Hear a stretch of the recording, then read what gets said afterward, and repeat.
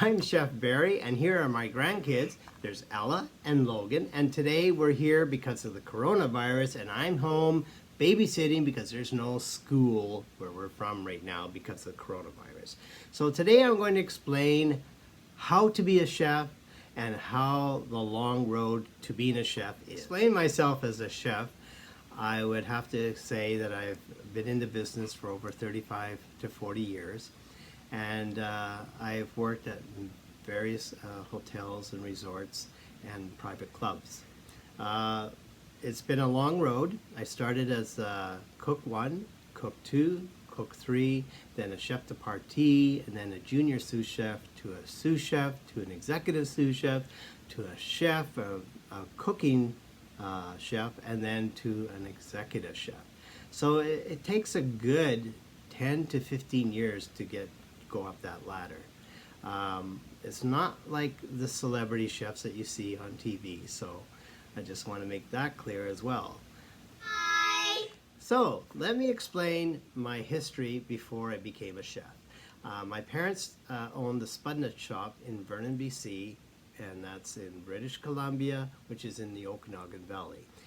We had this Spud Nut shop, which are potato donuts, and it was a franchise that was from the United States.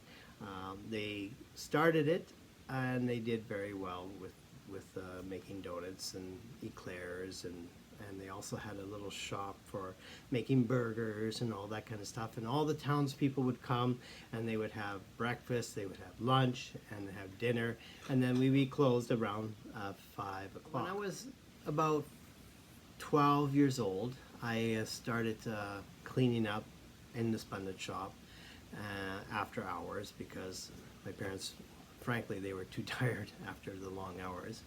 They would work 6 days a week, and they would work at least 14 to 16 hours a day. But they profit well from owning the Spud Nut shop, and everybody enjoyed the Spud Nuts, and it just melted in your mouth. I have a recipe out there. Check out the Bombolini Texas style Spud Nut, and that one is close to the Spud Nuts that my parents made. So anyways, when I was working there, I worked sweeping floors and mopping and all that kind of stuff, and then I worked myself up, and then I helped my mom behind the counter a little bit and things like that. At that time I was going to the Fulton Junior High School, and so I only helped on the weekends. After working at my parents' Spud Nut shop, I went and worked at a pizza place down the road from there, and it was also owned by Olympia Pizza that you know of in Kelowna today.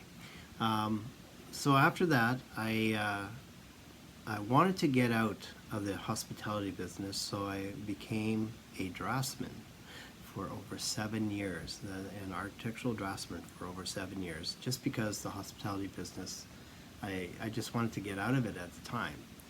But then the computer came in, and after my 7 years as the draftsman, I had to find another job. There weren't any more jobs for any draftsman at all, and I worked with UMA engineering company in Edmonton and Calgary and Kelowna and Vancouver.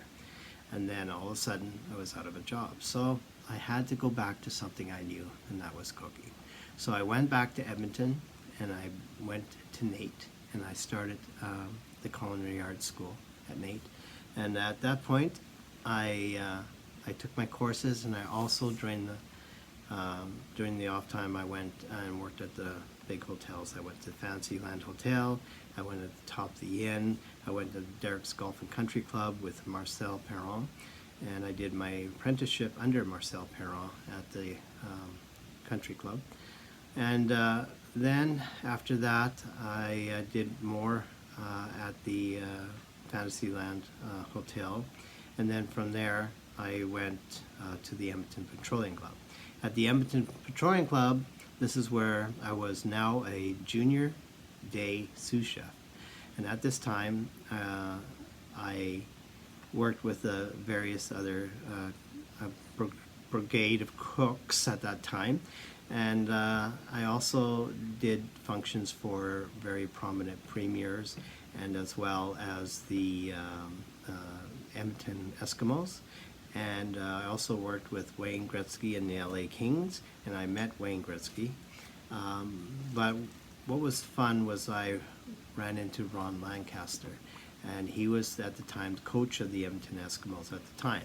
He was a very down-to-earth, very friendly person. One story I should tell you. For example, he wanted to know what was in my tomato sauce, which was actually a bolognese meat sauce. It was actually, in the Italian terms, it's called tomato gravy. My grandfather passed it down to me. My grandfather comes from Italy, and so does my mom. So, you know, that's how you get the name Bari. But anyways, Ron Lancaster says to me, every time we're in Edmonton, we seem to win, and every time you serve the meat sauce, we seem to win all the time. What's in your meat sauce? So we got talking, and I gave him the recipe that's passed down from my father in Italy, and he was quite impressed with the results from that recipe, and so he gave me tickets to the Edmonton Eskimo games a few times. So he was a really down-to-earth man, and very nice person to meet. I also met other celebrities such as Brooke Shields, Kenny Rogers, and like I said, Wayne Gretzky. But you know, none of them were as good as Ron Lancaster.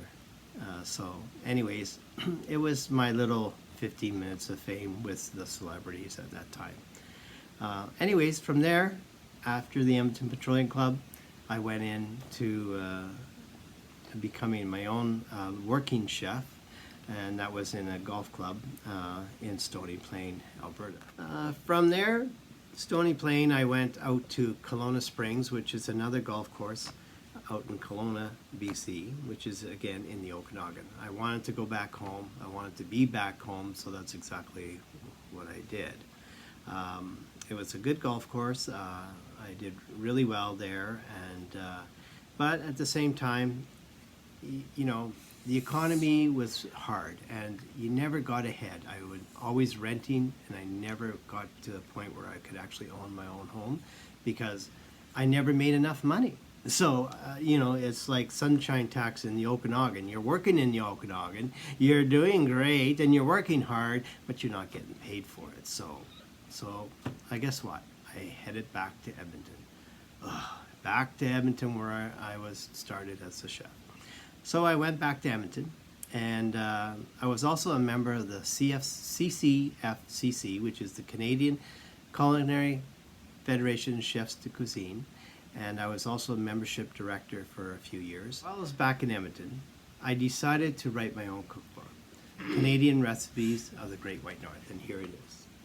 You can get your Canadian Recipes of the Great White North. Just look below and go to chefberry.com, and you can find it and order it, as many copies as you want.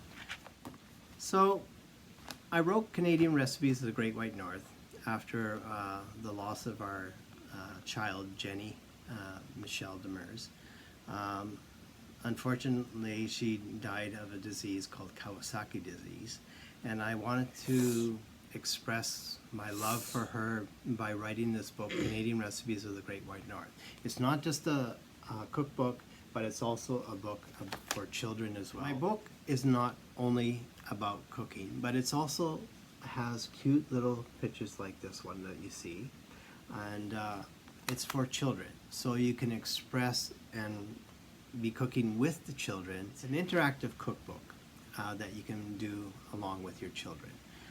So this is just in my memory for Jenny that we miss so much, and we hope that this cookbook will bring memories into your family too. Coming up, I would like to say please go to chefberry.com, and you'll know more about my recipes and about my life and about my culture, my Italian culture. I have a whole section on my Italian culture about my mom and everything else. So I hope you enjoyed my video, and My glasses keep falling off, but what the heck? I don't know why. But anyways, please, I hope you enjoyed this and come back again. This is my first presentation on YouTube, and I hope you stay with me and tell me what you want for recipes. I mean, there's so many recipes out there. I can do the recipe, but you know, I don't want to bore everybody. Everybody has it, so if you can give me some ideas of what you really like to see, I'll do it for you. And we'll go from there. Hopefully my YouTube won't be boring. And this is Chef Barry signing out, and my grandkids, there's Logan, say hi. Hi. There's Ella, say hi. Hi. And say bye. Bye. Bye. Wait, don't forget to press the subscribe button and the like button. Exactly. Bye bye. Bye bye. Cheers.